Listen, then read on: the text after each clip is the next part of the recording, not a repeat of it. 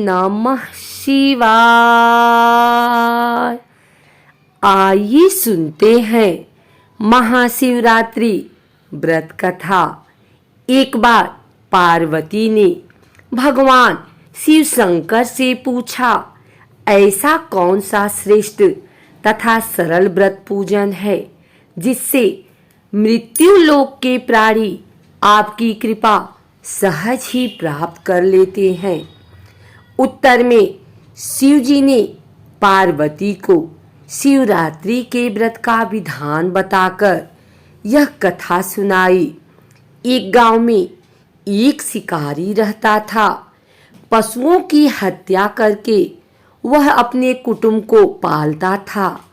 वह एक साहूकार का ऋणी था, लेकिन उसका ऋण समय पर न चुका सका।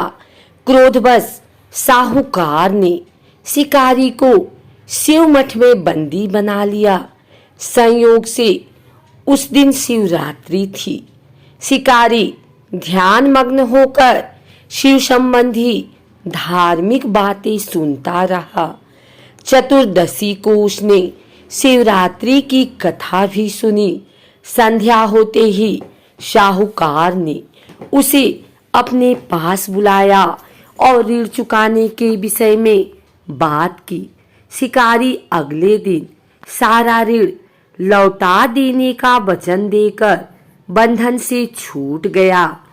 अपनी दिनचर्या की भांति वह जंगल में शिकार के लिए निकला, लेकिन दिन भर बंदी गृह में रहने के कारण भूख प्यास से व्याकुल था।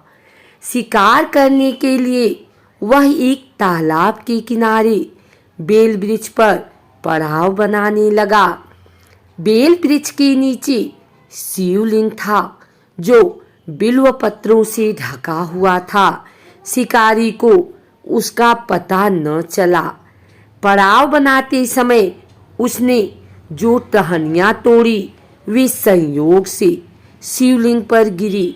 इस प्रकार दिन भर भूखे प्यासे शिकारी का व्रत भी हो गया और शिवलिंग पर बेलपत्र भी चढ़ गया। एक पहर रात्रि बीत जाने पर एक गर्भिणी मृगी तालाब पर पानी पीने पहुंची। शिकारी ने धनुष पर तीर चढ़ाकर ज्यों ही प्रत्यंचा खींची। मृगी बोली, मैं गर्भिणी हूँ, शीघ्र ही प्रसव करूंगी। तुम एक साथ दो जीवों की हत्या करोगे, जो ठीक नहीं है। मैं अपने बच्चे को जन्म देकर शीघ्र ही तुम्हारे सामने प्रस्तुत हो जाऊंगी, तब तुम मुझे मार लेना। शिकारी ने प्रत्यंचा ढीली कर दी और मृगी झाड़ियों में लुप्त हो गए। कुछ ही देर बाद एक और मृगी उधर से निकली। शिकारी की प्रसन्नता का ठिकाना न रहा। समीप आने पर उसने धनुष पर बाण चढ़ाया। तब उसे देख मृगी ने विनम्रता पूर्वक निवेदन किया, हे पारधी, मैं थोड़ी देर पहले ही ऋतु से निवृत्त हुई हूँ। कामातुर विरहिणी हूँ, अपने प्रिय की खोज में भटक रही हूँ। मैं अपने पति से मिलकर शीघ्र ही तुम्हारे पास आ जाऊंगी। शिकारी ने उसे भी जाने दिया। 2 बार शिकार को खोकर उसका माथा ठनका। वह चिंता में पड़ गया। रात्रि का आखिरी पहर बीत रहा था। तभी एक अन्य मृगी अपने बच्चों के साथ उधर से निकली। शिकारी के लिए यह स्वर्णिम अवसर था। उसने धनुष पर तीर चढ़ाने में देर न लगाई। वह तीर छोड़ने ही वाला था कि मृगी बोली, हे पारधी, मैं इन बच्चों को पिता के हवाले करके लौट आऊंगी। इस समय मुझे मत मारो। शिकारी हंसा और बोला, सामने आए शिकार को छोड़ दूं, मैं ऐसा मूर्ख नहीं। इससे पहले मैं 2 बार अपना शिकार खो चुका हूँ। मेरे बच्चे भूख प्यास से तड़प रहे होंगे। उत्तर में मृगी ने फिर कहा, जैसे तुम्हें अपने बच्चों की ममता सता रही है, ठीक वैसे ही मुझे भी। इसलिए सिर्फ बच्चों के नाम पर मैं थोड़ी देर के लिए जीवन दान मांग रही हूँ। हे पारधी, मेरा विश्वास कर। मैं इन्हें इनके पिता के पास छोड़कर तुरंत लौटने की प्रतिज्ञा करती हूँ। मृगी का दीन स्वर सुनकर शिकारी को उस पर दया आ गई। उसने उस मृगी को भी जाने दिया।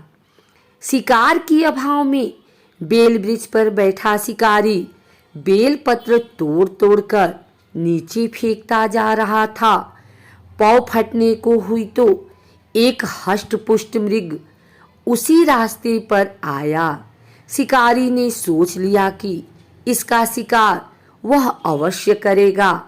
शिकारी की तनी प्रत्यंचा देखकर मृग विनीत स्वर में बोला, हे पारधी भाई, यदि तुमने मुझे पूर्व आने वाली 3 मृगियों तथा छोटे छोटे बच्चों को मार डाला है तो मुझे भी मारने में विलंब न करो, ताकि उनके वियोग में मुझे एक क्षण भी दुख न सहना पड़े। मैं उन मृगियों का पति हूँ। यदि तुमने उन्हें जीवन दान दिया है तो मुझे भी कुछ क्षण जीवन दान देने की कृपा करो। मैं उनसे मिलकर तुम्हारे सामने उपस्थित हो जाऊंगा। मृग की बात सुनते ही शिकारी के सामने पूरी रात का घटना चक्र घूम गया। उसने सारी कथा मृग को सुना दी। तब मृग ने कहा, मेरी तीनों पत्नियां जिस प्रकार प्रतिज्ञाबद्ध होकर गई हैं, मेरी मृत्यु से अपने धर्म का पालन नहीं कर पाएंगी। अतः जैसे तुमने उन्हें विश्वास पात्र मानकर छोड़ा है, वैसे ही मुझे भी जाने दो। मैं उन सबके साथ तुम्हारे सामने शीघ्र ही उपस्थित होता हूँ। उपवास, रात्रि जागरण तथा शिवलिंग पर बेलपत्र चढ़ाने से शिकारी का हिंसक हृदय निर्मल हो गया। उसमें भगवत भक्ति का वास हो गया था। धनुष तथा बाण उसके हाथ से सहज ही छूट गए।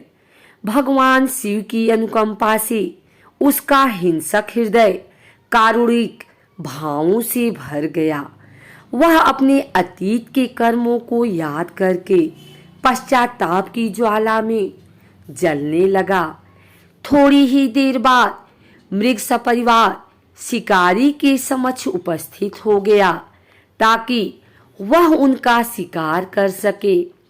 किंतु जंगली पशुओं की ऐसी सत्यता, सात्विकता एवं सामूहिक प्रेम भावना देखकर शिकारी को बड़ी ग्लानि हुई।